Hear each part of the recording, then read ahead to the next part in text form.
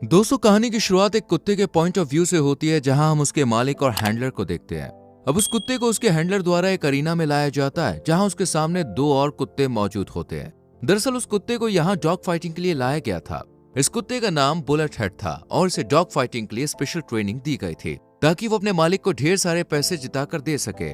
आज उसके सामने दो खतरनाक कुत्तों को लाया जाता है। अब ये चीज कहीं ना कहीं बुलेट हेड के लिए अनफेयर थी, लेकिन बुलेट हेड उन दोनों कुत्तों को बड़ी ही आसानी से हरा देता है। यहाँ से सीन शिफ्ट होता है और हम चार लुटेरों को देखते हैं, जो पुलिस से बचते बचाते एक वेयरहाउस के सामने पहुंचते हैं। यहाँ उनकी गाड़ी एक दीवार से टकरा जाती है, जिससे एक एडी नाम की व्यक्ति की मौत हो जाती है। अब कोई और चारा न होने पर बाकी के तीन लोग वेयरहाउस के अंदर जाते हैं। इन तीनों आदमियों के नाम थे स्टेसी, वॉकर और गेस। तभी हम स्टेसी को देखते हैं, जो अपने एक दूसरे साथी को कॉल करता है। यहाँ उन्हें जानकारी मिलती है कि उनके लिए दूसरी कार कल सुबह तक आएगी, जिस वजह से वो तीनों परेशान हो जाते हैं। फिर हम गेस को देखते हैं, जो स्टेसी से पाउडर वाले बैग को देने के लिए कहता है। यहाँ उनकी बातचीत से पता चलता है कि गेज ही वो बंदा था जिसकी वजह से उनका हाइस्ट प्लान खराब हुआ था। दरअसल रॉबरी के दौरान गेज एक फार्मेसी से पाउडर चुराने लग गया था, जिस कारण उनका जो प्लान था वो फेल हो गया था। गेज एक ड्रग एडिक्ट था। काश ये फिल्म एडिक्ट होता तो ज्यादा अच्छा होता। खैर, इसलिए स्टेसी उसे पाउडर वाला बैग दे देता है। इसके बाद हम स्टेसी को उदास देखते हैं, जहां वो अपने ही ख्यालों में खोया होता है। फिर हम स्टेसी को उसकी गर्लफ्रेंड ग्रेस के साथ देखते हैं। ग्रेस चाहती थी कि स्टेसी अपने बुरे कामों को छोड़कर उसके साथ एक नॉर्मल सी लाइफ बिताने लगे, लेकिन स्टेसी के ना मानने पर वो दोनों एक दूसरे से अलग हो जाते हैं। अब कहानी में हमें एक दूसरे किरदार को दिखाया जाता है, जिसका नाम वॉकर था। यहाँ वॉकर भी अपनी कहानी सुनाता है। जब वो यंग था तब उसे एक एक्वेरियम में चोरी करने के लिए भेजा गया था, मगर उसे तिजोरी में कुछ भी नहीं मिलता, जिसके कारण वो निराश हो जाता है। लेकिन तभी उसकी नजर एक येलो फिश पर पड़ती है, जिसे देखकर वो उसे चुराने की सोचता है, ताकि वो अपनी बेटी को उसे गिफ्ट कर सके। अब अगली सुबह वॉकर अपनी बेटी को चीखते हुए देखता है। असल में वॉकर ने जिस एक्वेरियम को चुराया था, उसमें सभी मछलियां मर चुकी थी सिवाय उस पीली मछली के। वही हम प्रेजेंट सीन में गेस को देखते हैं, जो वॉशरूम में जाता है। यहाँ वो कपबोर्ड में कुछ मेडिसिन ढूंढता है, मगर तभी उसे वहां किसी के गुर्राने की आवाज आती है। इसलिए जांच पड़ताल के लिए वो उस आवाज का पीछा करता है। आगे जाकर वो ठीक एक गलियारे में रुकता है, जहां वो किसी चीज को देखकर हैरान हो जाता है। इसके बाद हम बुलेट हेड की फ्लैशबैक देखते हैं, जहां उसकी डॉग फाइटिंग में जीत के बाद उसका मालिक उसे मिलने आता है, लेकिन वो मालिक बुलेट हेड की हालत देखकर उसे टर्मिनेट करने के लिए हैंडलर को भेज देता है। तभी कुछ समय बाद हम हैंडलर को देखते हैं, जिसके हाथों पर काटने के निशान थे। इस सीन से ये क्लियर था कि हैंडलर ने बुलेट हेड को मारने की कोशिश तो की थी, लेकिन तभी बुलेट हेड ने उसके हाथों पर काट लिया होगा। इसी के साथ हम प्रेजेंट सीन में वापस आ जाते हैं, जहां हम स्टेसी और वॉकर को देखते हैं, जो गेस के गायब होने से हैरान थे। इसलिए वो उसे ढूंढते हुए उसी गलियारे में पहुंच जाते हैं। तभी वो दोनों गेस को फ्रीज देख के हैरान रह जाते हैं। जब वो दोनों आगे जाते हैं तो उन्हें हैंडलर की डेड बॉडी दिखाई देती है, लेकिन सबसे हैरानी की बात तो ये थी कि उस डेड बॉडी के बगल में हम बुलेट हेड को मौजूद देखते हैं। अब बुलेट हेड काफी गुस्से में था। उन सभी पर वो हमला कर देता है, मगर वो तीनों कैसे भी करके दरवाजे को बंद कर लेते हैं, जिससे उनकी जान तो बच जाती है, लेकिन वो उस कुत्ते के हमले से सहम चुके थे। खैर, यहाँ पर हम गेस को परेशान देखते हैं, क्योंकि उसने भागते वक्त ड्रग्स वाले बैग को कहीं पर छोड़ दिया था। अब वो उस बैग के लिए वापस जाना चाहता था, मगर स्टेसी और वॉकर उसे मना कर देते हैं। अगले सीन में हम बुलेट हेड को फ्लैशबैक में देखते हैं, जहाँ उसे छोटी सी उम्र से ही डॉग फाइटिंग के लिए ट्रेनिंग दी जा रही थी। इसके बाद दोस्तों हम फिर से प्रेजेंट सीन में आते हैं, जहां हम स्टेसी और वॉकर को आपस में बात करते हुए देखते हैं। यहाँ बातचीत के दौरान स्टेसी अपनी कहानी सुनाता है, जहां उसे एक बार किसी प्रकार का पाउडर चुराने का काम दिया गया था। वहीं उसकी सहायता के लिए उसे एक कुत्ता भी दिया गया था। इस कुत्ते की खास बात ये थी कि वो उस पाउडर को आसानी से सूंघ लेता था। अब प्लान के मुताबिक वो उस पाउडर को चुरा लेता है, मगर इसी दौरान वो गार्ड द्वारा पकड़ा भी जाता है। लेकिन स्टेसी की किस्मत अच्छी थी, क्योंकि वो गार्ड उस कुत्ते से डर के भाग जाता है। और ये वही दिन था जब से स्टेसी को डॉग्स पसंद आने लगे थे। यहाँ से सीन शिफ्ट होता है और हम स्टेसी को हैरान देखते हैं। ऐसा इसलिए था क्योंकि गेज वहां से गायब था। असल में गेज अपने पाउडर के बिना नहीं रह सकता था, इसलिए वो उसे ढूंढता ढूंढता एक छेद से होते हुए बाहर चला गया था। अब हम गेज को देखते हैं, जो धीरे धीरे अपने बैग्स के पास जा रहा था। यहाँ वो अगल बगल में निगरानी रख रहा होता है, ताकि वो कुत्ते के आने से पहले सतर्क हो सके।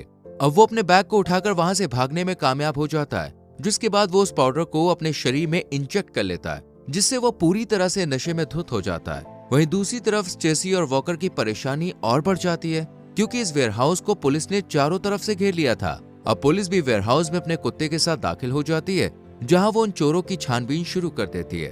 तभी हम बुलेट हेड को देखते हैं जिसकी नजर एक पुलिस ऑफिसर पर पड़ती है। बुलेट हेड को देखकर ये जाहिर था कि वो उस पुलिस वाले पर हमला करने वाला था, लेकिन तभी वो ऑफिसर अपने कुत्ते को सहलाने लगता है। अब उस ऑफिसर का अपने कुत्ते के प्रति प्यार देखकर बुलेट हेड वहां से चला जाता है। वही पुलिस वाले को कोई सुराग न मिलने पर वो वहां से चला जाता है, जिसके बाद स्टेसी और वॉकर सुकून की सांस लेते हैं। वहीं गैज नशे की हालत में दरवाजे के पास पहुंचता है, जहां वो स्टेसी से उसे अंदर लेने को कहता है, मगर स्टेसी और वॉकर उसके बर्ताव से नाराज होते हैं। लेकिन गैज के काफी रिक्वेस्ट के बाद स्टेसी जो था वो मान जाता है। वो जैसे ही दरवाजा खोलता है तभी यहाँ बुलेट हेड आ जाता है और वो गैज पर हमला कर देता है। इसी बीच स्टेसी कैसे भी करके गैज को बचा लेता है और वो तीनों एक छेद से दूसरी तरफ भाग जाते हैं, मगर इसी बीच वॉकर बुरी तरह से घायल हो जाता है। वहीं अगले सीन में हम गैज को देखते हैं जिसकी हालत अब काफी नाजुक थी। उन तीनों को लग रहा था कि उनकी जान बच चुकी है, लेकिन तभी यहाँ बुलेट हेड भी आ जाता है। इस बार वो तीनों खुद को बचाते हुए एक कमरे में घुस जाते हैं। यहाँ से सीन शिफ्ट होता है और हम बुलेट हेड का फ्लैशबैक देखते हैं, जहाँ पहली बार उसकी एक सबसे ताकतवर कुत्ते के साथ लड़ाई करवाई जाती है। वहीं न्यू कमर होने के बावजूद भी बुलेट हेड इस फाइट को बड़ी ही आसानी से जीत जाता है। खैर, अब हम प्रेजेंट सीन में स्टेसी को देखते हैं जो गैस को बैंडेज लगा रहा होता है। तभी बातों ही बातों में वो गैस से पूछता है कि तुम एक डॉग लवर हो या कैट लवर। ये सुनते ही वो अपनी कहानी बताने लगता है। यहाँ पे हम देखते हैं कि जब गैस छोटा था तब उसे एक पपी मिलता है जिसकी हालत काफी नाजुक थी।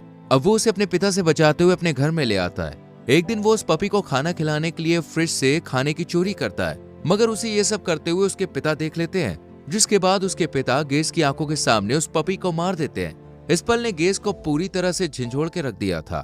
फिर हम वॉकर और स्टेसी को देखते हैं जिन्हें एक दीवार पर कुछ कुत्तों के नाम दिखाई देते हैं। ये नाम उन्हीं कुत्तों के थे जिन्हें डॉग फाइटिंग में शामिल किया गया था। अब यहाँ सबसे हैरानी की बात तो ये थी कि उन नामों में से कोई भी कुत्ता जिंदा नहीं था। खैर, इसके बाद स्टेसी को एक सीक्रेट रूम मिलता है जिसके दूसरी तरफ उसे ढेर सारे पैसों के बंडल दिखाई देते हैं। अब ये पैसे उनके चुराए हुए पैसों से दुगने थे, इसलिए वो इन्हें इकट्ठा करके अपने बैग में भर लेते हैं। तभी स्टेसी समझ जाता है कि इन पैसों को जरूर किसी न किसी ने यहाँ रखा होगा, इसलिए उन्हें उन लोगों के वापस आने से पहले यहाँ से भागना होगा। अब वो दोनों गैस के पास जाते हैं, लेकिन वो उसे पाउडर के ओवरडोज से मरा हुआ देखकर हैरान हो जाते हैं। यह स्टेसी को उसके लिए बुरा लगता है। फिर हम उन दोनों को वहां से जाते हुए देखते हैं, मगर तभी वॉकर के शरीर में दर्द होने लगता है। असल में पिछले हादसे के दौरान उसके शरीर पर थोड़ी ज्यादा चोट लग गई थी। अब वॉकर समझ जाता है कि उसका भाग पाना नामुमकिन है, इसलिए वो स्टेसी को यहाँ से चले जाने के लिए कहता है। दरअसल वॉकर चाहता था कि स्टेसी उन पैसों को लेकर अपनी गर्लफ्रेंड के पास चला जाए, मगर वो उसे अकेला छोड़कर जाने से मना कर देता है, बल्कि वो उल्टा एम्बुलेंस को बुलाने लगता है, पर वॉकर उसे ऐसा करने से रोक देता है। आखिर में वो उदास होकर एक जगह पे बैठ जाता है। तभी उसे उस गाड़ी की याद आती है जिसे उसने कुछ समय पहले गैराज में देखा था। असल में दोस्तों, जब पुलिस वाले वहां आए थे तब स्टेसी ने गैराज में एक वैन को देखा था।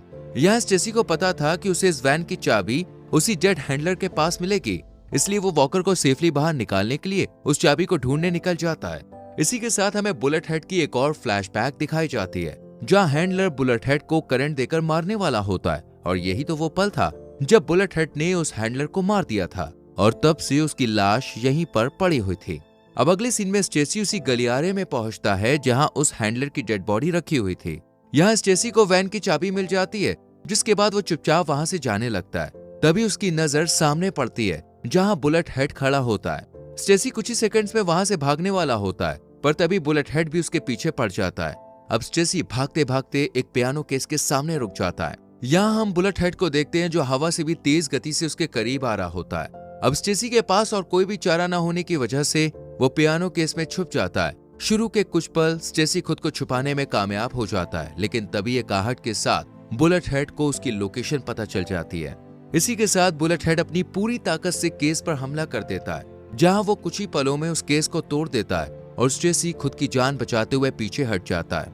फिर हम देखते हैं कि भले ही बुलेट हेड ने उस केस को तोड़ दिया था, लेकिन वो खुद ही उसके अंदर फंस जाता है। अब स्टेसी को खुद की जान बचाने का मौका मिल जाता है, लेकिन वो एक अलग ही रास्ता चुनता है। वो बुलेट हेड को परेशानी में देख उसे बचाने का फैसला करता है, जिसके बाद वो उसे सेफली बाहर निकाल के बचा लेता है। अब इसके बाद बुलेट हेड भी शांत हो जाता है। वो उस पर हमला करने के बजाय वहां से चला जाता है। असल में दोस्तों, बुलेट हेड भी समझ चुका था कि स्टेसी उसका दुश्मन नहीं है। इसके बाद स्टेसी डायरेक्ट वॉकर के पास जाता है और उसे अपने साथ ले जाता है। अब वो दोनों गैराज में पहुंचकर वैन में बैठने वाले होते हैं कि तभी यहाँ पर एक कार आती है और हम उसमें से एक व्यक्ति को बाहर निकलते हुए देखते हैं। वो व्यक्ति और कोई नहीं बल्कि बुलेट हेड का मालिक होता है। यहाँ वो अपने पैसे से भरे हुए बैग को देखकर उन पर गुस्सा हो जाता है और स्टेसी और वॉकर पर शूट करने लगता है। इसी बीच स्टेसी की जान बचाने के लिए वॉकर आगे आ जाता है और उसकी वहीं पर मौत हो जाती है। अब स्टेसी अपनी जान बचाते हुए वेयरहाउस में घुसता है, जहां मालिक भी उसका पीछा करता है। अब मालिक के शूट करने पर स्टेसी नीचे गिर जाता है, जहां उसकी पानी में होने की वजह से जान बच जाती है। वहीं स्टेसी तैरते हुए अरीना में पहुंच जाता है, जहां उन डॉग्स की फाइट हुआ करती थी। तभी कुछ ही देर में मालिक भी यहाँ पहुंच जाता है और वो स्टेसी पर शूट करने ही वाला होता है कि तभी यहाँ दी ग्रेट बुलेट हेड की एंट्री होती है। यहाँ बुलेट हेड अपने मालिक की इतनी बेरहमी के बाद भी उसी के पास जाने लगता है, पर उसके मालिक के दिमाग में कुछ और ही चल रहा था। यहाँ वो बुलेट हेड को पहली बार में ना मार पाने की वजह से उस पर शूट करने ही वाला था। अब इस वक्त तक बुलेट हेड समझ जाता है कि वो जिस मालिक को अपना समझ रहा है, दरअसल वो उसकी बिल्कुल भी परवाह ही नहीं करता। इसलिए वो एक गुर्राने के साथ अपने मालिक पर हमला कर उसे मार देता है, जिस दौरान बुलेट हेड को कई सारी गोलियां लग जाती है। अब जख्मी हालत में बुलेट हेड की नजर स्टेसी पर पड़ती है। यहाँ हम स्टेसी को देखते हैं, जिसे उसके लिए बहुत बुरा लगता है। आखिर में बुलेट हेड सीधे स्टेसी के पास जाकर गिर जाता है। यहाँ स्टेसी उसे आखिरी वक्त पर शांत करके उसके सिर पर हाथ फेरता है और उसकी जान बचाने के लिए उसे शुक्रिया कहता है। ये दर्दनाक सीन स्टेसी को पूरी तरह से तोड़ के रख देता है, क्योंकि बुलेट हेड ने अपनी जान की कुर्बानी दे दी थी। खैर, कहानी के आखिरी सीन में हम स्टेसी को देखते हैं, जो उन पैसों के साथ अपनी गर्लफ्रेंड के पास पहुंचता है और यहाँ पे हमें पता चलता है कि अब वो अपनी जिंदगी को एक नए सिरे से शुरू करने वाला